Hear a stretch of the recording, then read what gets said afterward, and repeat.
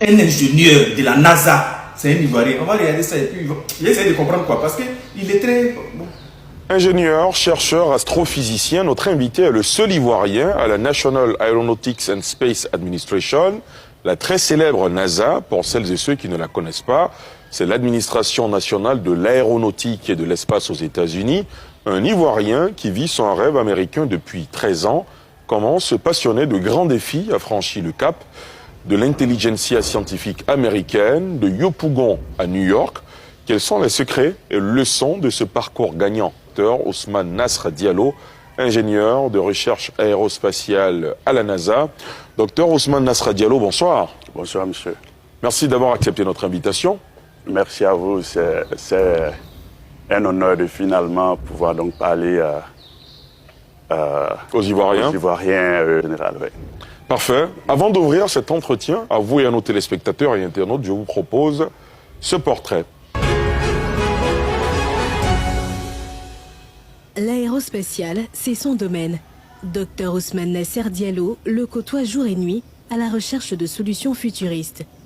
Ingénieur, chercheur et astrophysicien, ce scientifique travaille depuis 13 ans à la National Aeronautic and Space Administration, NASA, l'administration nationale de l'aéronautique et de l'espace. De nationalité ivoirienne, c'est dans son pays d'origine, la Côte d'Ivoire, qu'il démarre son parcours scolaire. Après ses études secondaires, il décroche son baccalauréat scientifique au lycée technique de Cocody, avant d'être orienté à l'université de Cocody dans la filière MPCT, mathématiques, physique, chimie et technologie. En 2000, au lendemain de la crise politique, il s'envole pour New York aux États-Unis d'Amérique afin de poursuivre ses études. Il sort majeur de sa promotion avec en poche 2 bachelors, l'un en génie mécanique et l'autre en mathématiques appliquées. Après cette réussite, c'est à la Georgia Institute of Technology, l'une des prestigieuses écoles d'astronomie des États-Unis, que son choix se porte pour poursuivre sa formation. Une fois le master validé, il intègre la société General Electric et prépare simultanément son doctorat. Sa thèse portant sur l'intelligence artificielle est présentée lors d'une convention. Et puis, il est le deuxième Ivoirien, c'est-à-dire né en Côte d'Ivoire, quitté en Côte d'Ivoire, allé aux États-Unis, travailler à la NASA. Il n'est pas d'origine, on ne dit pas qu'il est américain d'origine, non, hein, étant Ivoirien. Mais bon, maintenant, et si on était lettré maintenant? Étant illettré, on travaille à la NASA avec preuve à l'appui, étant un ingénieur de la NASA, preuve à l'appui. Maintenant, si on était lettré maintenant, ça nous était gâté, on pouvait créer le monde, inventer le monde. On est illettré. Regardez ce qu'on est en train d'accomplir dans le monde entier. Maintenant, si on était lettré maintenant, affaire de Côte d'Ivoire là, où bien les Ivoiriens font exprès? Ils font exprès d'être illettrés sur Internet. Ils viennent jouer la comédie sur Internet. Mais en réalité, ils sont dans tout, c'est-à-dire, ils viennent, ils vont te distraire. Ils te font comprendre qu'ils sont illettrés. Ils ne vont pas à l'école. Ils sont bêtes. Ils jouent la comédie, matin, midi, soir. Mais quand il y a un concours de la NASA, ils vont rien là-bas. Médecine, ils vont rien là-bas. Scientifique, mathématicien, ils vont rien là-bas. Mais ça là, tu n'arrives pas à comprendre. Est-ce qu'on est obligé encore de devenir lettré? On préfère rester illettré. Parce que étant illettré, regardez ce qu'on est en train d'accomplir. Non, on préfère être illettré. On préfère être illettré. On est illettré, c'est mieux. Parce qu'une histoire où tu es lettré et puis tu deviens dernier, on ne veut pas. On veut rester illettré pour être toujours premier. Parce que quand tu es lettré, tu deviens dernier. On refuse cela. La famille, hormis le fait que sur les réseaux, on se lance des pics, on se clash, mais une chose est sûre, nous les Africains, nous sommes intelligents. Et c'est la raison pour laquelle, dans cette vidéo, au lieu de prendre un parti pour dire qu'en Côte d'Ivoire, ils sont plus intelligents qu'au Cameroun ou encore vice-versa, je pense que nous devons plutôt valoriser ces jeunes-là qui représentent le continent africain. Vous savez, depuis la nuit des temps, on avait toujours cette habitude-là de croire que les Africains sont moins intelligents. On avait toujours l'habitude de croire que les Africains ne pourront jamais arriver à un certain niveau.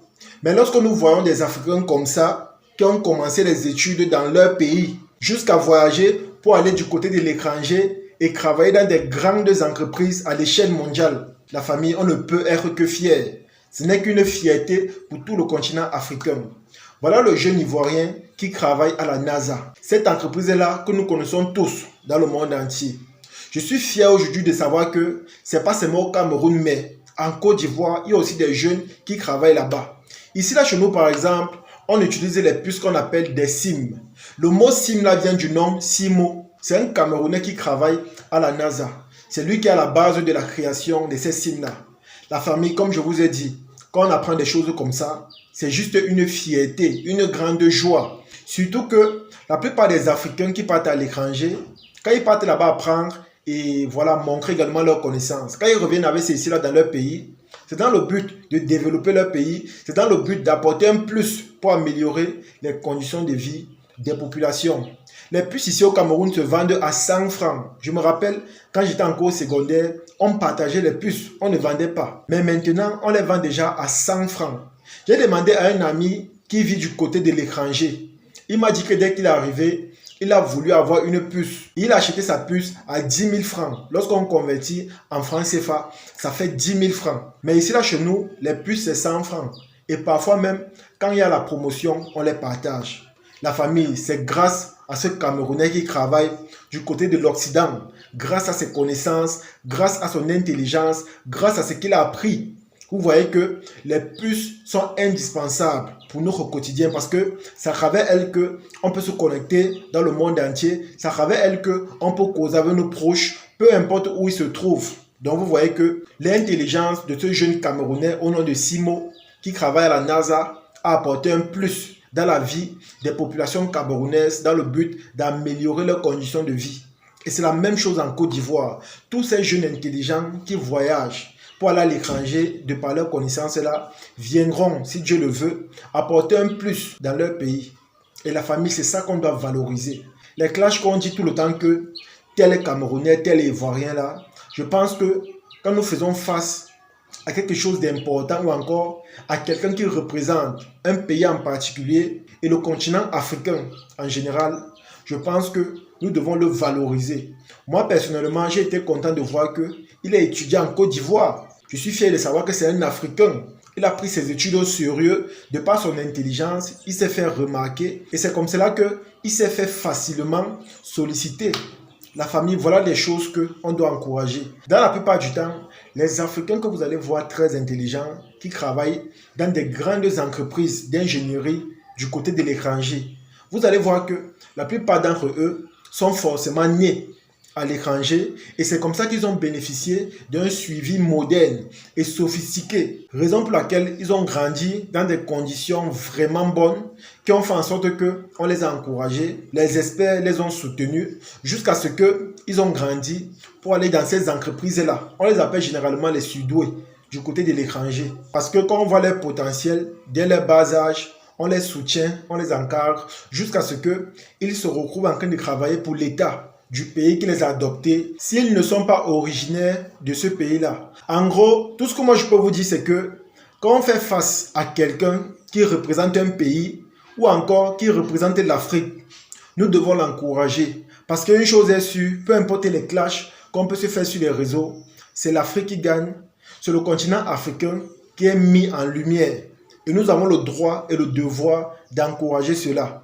Je suis très content de voir que, vu tout ce qui se dit sur les réseaux, parce qu'il faut le dire, il y a des gens qui disent que les Ivoiriens sont des illettrés, ce sont des gens qui ne parlent pas bien français, ce sont des gens qui ne fréquentent pas beaucoup. Je suis fier de voir que le succès ou encore la réussite de ce jeune Ivoirien-là viendra fermer la bouche de tous ces jaloux ou encore de tous ces aigris-là qui ont pour but soit de créer des buzz ou encore des polémiques pour dénigrer quelqu'un ou encore un pays. Je suis fier de voir que le talent de ce jeune viendra fermer la bouche de tous ces gens-là. Alors, comme je vous ai dit, apprenons à valoriser ces gens qui représentent notre pays. Apprenons à les encourager et à les soutenir. J'ai vu la vidéo de Bilal, ce jeune TikToker, et j'étais choqué de voir que, au lieu qu'on encourage ce jeune Ivoirien, ce jeune Africain, mais nombreux parmi eux étaient seulement là pour l'insulter ou encore pour dire du n'importe quoi. J'ai vu les commentaires, j'étais choqué. J'étais choqué. Apprenons à soutenir ou encore à encourager ce qui est important. Ce qui apportera un plus dans notre vie.